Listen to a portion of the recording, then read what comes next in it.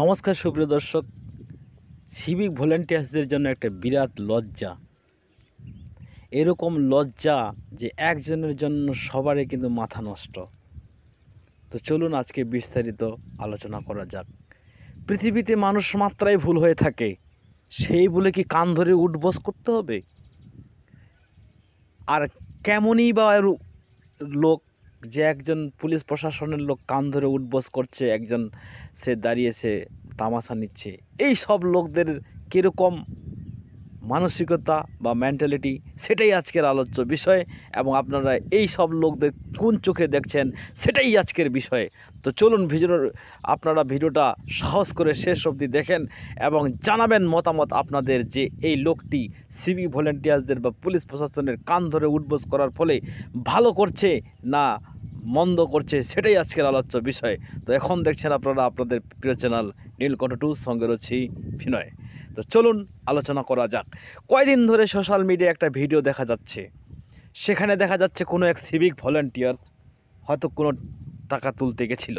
সেই টাকা তুলতে গিয়ে এই একজন লেডিস টাইপ ভাব বা মেয়ে, এটা হচ্ছে একজন মেয়ে বা লেডিস, কিন্তু ছেলের পোশাকে পরা ছিল, সে জিনিসটা দেখতে পায়। আর দুর্ভাগ্যবশত সেই গাড়িতে যা পুলিশ প্রশাসনের লোক ছিল, সবই ছিল খুব নরম প্রকৃতির লোক, যার কারণে সেই সুযোগটা সুন্দরভাবে নিয়েছিল এই চ্যাংরা টাইপের মেয়ে।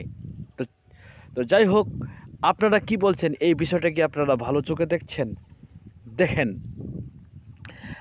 সিভিক ভলেন্টিয়ার্সদের আমি প্রথমে বলতে চাইবো, আপনারা যদি কোথাও কোনো রকম ভুল করে থাকেন বা করেই ফেলছেন দুর্ভাগ্যবশত, আপনাদের মধ্যে কোনো সিভিক ভলেন্টিয়ার্স তো আবার ভালো কাজ করে থাকে কি না, এই ভালো কাজগুলা এই সব লোকদের চোখে পড়বে না, কারণ তখন তারা অন্ধ।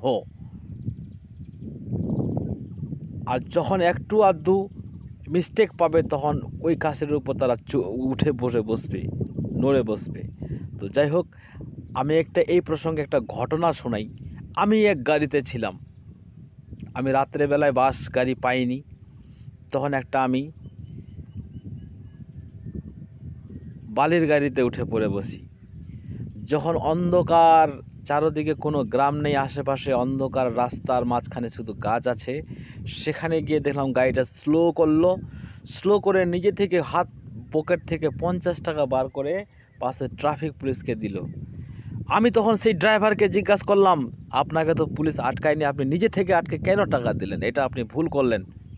তখন ড্রাইভার উত্তরে জানালো যে আমরা এত রাত্রে ট্রাভেলিং করে থাকি, আর এই যে জায়গাটা আছে, এই জায়গাটা খুব রিস্কেবল, অনেক গাড়ি ছিনতাই হয়েছে, অনেক গাড়ির ড্রাইভারকে মারধর করে সব জিনিসপত্র লুটপাট করছে, আর সেই জায়গায় এখন ট্রাফিক পুলিশরা ডিউটি করতেছে, আর আমাদের যাতায়াতের অনেক সুবিধা হয়েছে। যেহেতু আমাদের এতটা সুবিধা হয়েছে, তার জন্য আমি যদি পকেট থেকে 40টা টাকা বার করে দিই, তাতে আমার কি যায় ক্ষতি? যদি আজকে সেই ট্রাফিক পুলিশরা না থাকতো বা সিভিক ভলেন্টিয়ার্সরা না থাকতো, আমাদের এই দিক দিয়ে যাতায়াত করার সময় অনেক ভয় লাগতো। যদি আমার পুরো গাড়ির মাল ডাকাতি বা চুরি ছিনতাই যদি পুরো মাল লুটপাট করে নিত, তাহলে আমি কত টাকার লোকসানের সম্মুখীন হতাম। সেটাই হচ্ছে, সেই কারণে আমি নিজের খুশি মতো গাড়িটা দাঁড় করিয়ে তাদেরকে 50 টাকা দিলাম, এবং ওনারাও কোনো দাবি দাবা করলো না। এখন প্রশ্ন হচ্ছে যে এই যে একজন ভদ্র মহিলা একজন সিভিক ভলেন্টিয়ার্সকে এই রোডের মাঝখানে এক সিভিক ভলেন্টিয়ার্সকে এই যে অপমান করছে, এটা কি ঠিক করছে? আপনারা কমেন্টে জানাবেন যে ঠিক করছে না ভুল করছে। হয়তো এই ভদ্র মহিলাও কোথাও না কোথাও কাজ করে থাকে, ইনি কি সম্পূর্ণ সততার সাথে জীবনযাপন করছে, না ওনারও ভেতরে কিছু ত্রুটি রয়েছে? হয়তো ব্যাপারটা কেউ সামনে কেউ পিছনে, এইভাবে জিনিসটা হতে পারে। তা আমিও যদিও অন্যায়কে প্রশ্রয় করি না, কিন্তু আমার দৃষ্টিভঙ্গিতে যা হারে সিভিক ভলেন্টিয়ার্সরা ডিউটি করে, সেটা তার প্রাপ্য। তো যাই হোক বন্ধুরা, আপনারা কি ভাবছেন কমেন্টে জানাবেন।